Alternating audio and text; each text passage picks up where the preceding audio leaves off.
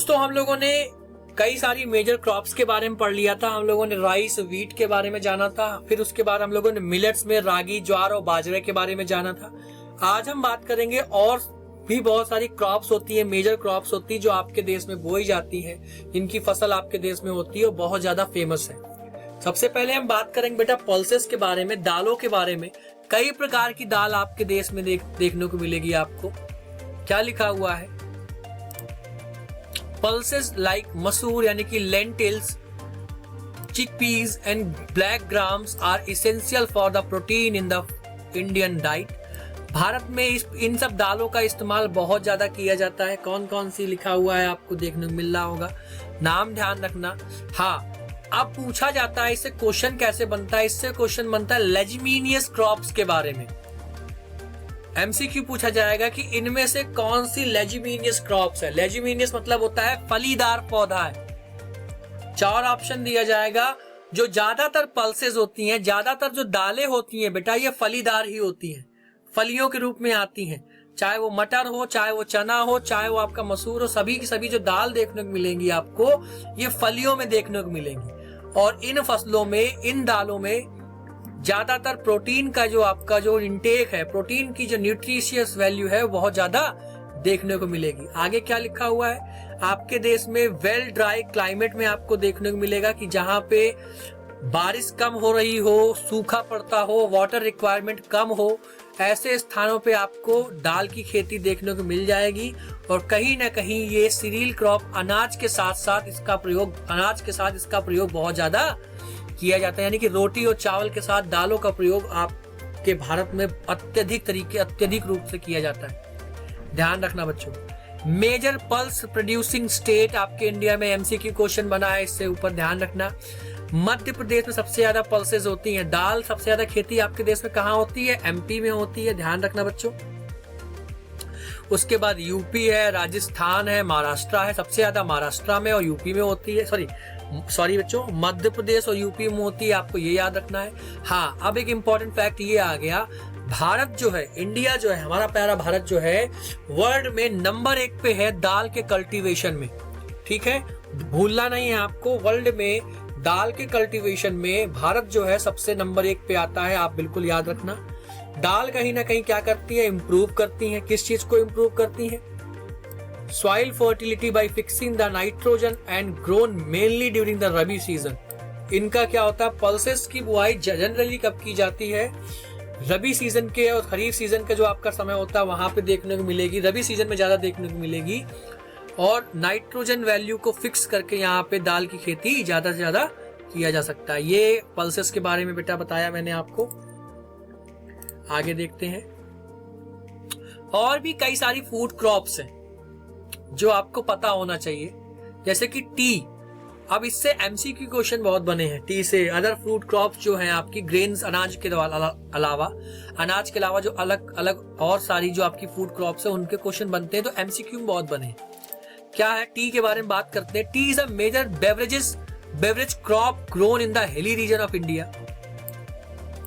बेटा देखा होगा, जनरली चाय नाश्ते की हम लोग बात करते हैं। ठीक है, तो चाय नाश्ता यानी कि चाय का इस्तेमाल जनरली आप यूज कब करते हो? As a snacks. जब आप खा रहे होते हो या कोई नाश्ता वगैरह कर रहे होते हो, उस समय पे आप इसका इस्तेमाल ज्यादा करते हो। आपके देश में जो देखने को मिलेगा, टी का जो कल्टीवेशन है कहाँ पे होता है? हिली रीजन में बहुत ज्यादा देखने को मिलता है। इसके कल्टीवेशन के लिए क्या क्या चीजें जरूरत होती है? कैसा क्लाइमेट चाहिए? वार्म होना चाहिए, गर्म होना चाहिए, मॉइस्ट होना चाहिए टेम्परेचर, और ह्यूमिड होना चाहिए, उमस होनी चाहिए। इस प्रकार की जब कंडीशंस होंगी तब आप टी का कल्टीवेशन इजीली कर सकते हो। एमसीक्यू क्वेश्चन बनेगा यहाँ से, ध्यान रखना। असम जो है आपके देश में सबसे ज्यादा वो स्टेट है जहां पे सबसे ज्यादा टी का कल्टीवेशन होता है। असम के बाद आपको वेस्ट बंगाल, तमिलनाडु और केरला आपको देखने को मिलेगा, जहां पे आपको टी का कल्टीवेशन ज्यादा देखने को मिलेगा। सबसे ज्यादा असम में होता है, आपको ये याद रखना है, ध्यान रखना बच्चों। इंडिया जो है largest, one of the largest, हम लार्जेस्ट की बात नहीं कर रहे हैं, वन ऑफ द लार्जेस्ट मतलब क्या कि कई सारे और भी बड़े देश हैं जो टी के प्रोड्यूसर और एक्सपोर्टर हैं, उनमें से हम एक है। One of the largest producer and exporter of the T globally. T का कल्टीवेशन जो है बहुत ज्यादा डिमांड होती है इसकी। वेल ड्रेन्ड यानी कि कल्टीवेशन के लिए वेल ड्रेन्ड सॉइल होनी चाहिए, जिसमें ह्यूमस क्वांटिटी यानी कि जो फॉसिल्स वगैरह जो होते हैं, ह्यूमस जो है वो ठीक ठाक होना चाहिए। टी के कल्टीवेशन जब आप करते हो जिस मिट्टी पे, उसकी बात हो रही है। नेक्स्ट फसल की बात करते हैं बच्चों हम लोग, नेक्स्ट बेवरेज क्रॉप की बात करते हैं, वो है कॉफी। इससे भी एमसीक्यू क्वेश्चन बहुत बनते हैं। कहाँ होती है सबसे ज्यादा? सदर्न इंडिया में बहुत ज्यादा होती है। भारत का जो साउथ वाला हिस्सा है, कर्नाटका, केरला, तमिलनाडु, यहाँ पे कॉफी का कल्टीवेशन बहुत होता है। सबसे ज्यादा कर्नाटक में होता है, ध्यान रखना बेटा, सबसे ज्यादा कर्नाटक में होता है, बिल्कुल भूलना नहीं है आपको, ठीक है। इसके कल्टीवेशन के लिए किस प्रकार का क्लाइमेट चाहिए? ट्रॉपिकल क्लाइमेट चाहिए, गर्म, वही वार्म, मॉइस्ट, ह्यूमिड क्लाइमेट चाहिए विद मॉडरेट रेनफॉल, ठीक ठाक रेनफॉल होनी चाहिए, और शेडेड कंडीशन हो। शेडेड मतलब क्या कि ज्यादा पानी से चीजें बेकार ना हो, ढकी हुई होनी चाहिए, ऐसी कंडीशन होनी चाहिए। भारत में आपके दो प्रकार की कॉफी बहुत ज्यादा फेमस है।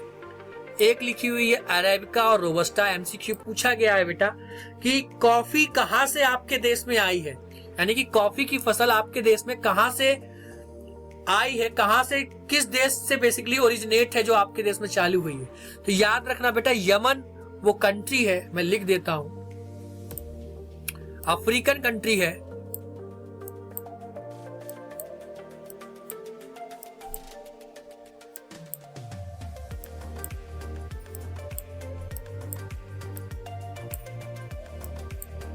यमन वो देश है जहां पे आपको देखने को मिलेगा, इस देश से जो है आपके देश में बेसिकली कॉफी का कल्टीवेशन चालू हुआ था। इस देश से जो कॉफी आई थी उससे चालू हुआ था। कहां पे है ये? अरेबियन कंट्री, अरब पेनिनसुला में आपको देखने को मिल जाएगी। दो विशेष प्रजाति आपके देश में मिलेंगी, कौन कौन सी? प्राइमरली अरेबिका और रोबस्टा, ठीक है। कॉफी कल्टीवेशन में कहीं ना कहीं बेटा क्या होता है, ये लेबर इंटेंसिव होता है, often grown in the plantation. बेटा ये प्लांटेशन फार्मिंग का हिस्सा होता है, ये भी ध्यान रखना है आपको। इंडियन कॉफी जो है कहीं ना कहीं known for its distinctive flavour and exported world wide. World में भारत से जो कॉफी है बहुत ज्यादा एक्सपोर्ट की जाती है, क्योंकि उसका जो फ्लेवर है काफी ज्यादा यूनिक रहता है, डिस्टिंक्टिव रहता है। इस चीज को भी आपको ध्यान रखना है। आगे देखते हैं बेटा। ओके, अब हम लोग बात करेंगे शुगर केन के बारे में अपने नेक्स्ट लेक्चर में। थैंक यू बच्चों, पढ़ते रहिए ऐसे ही।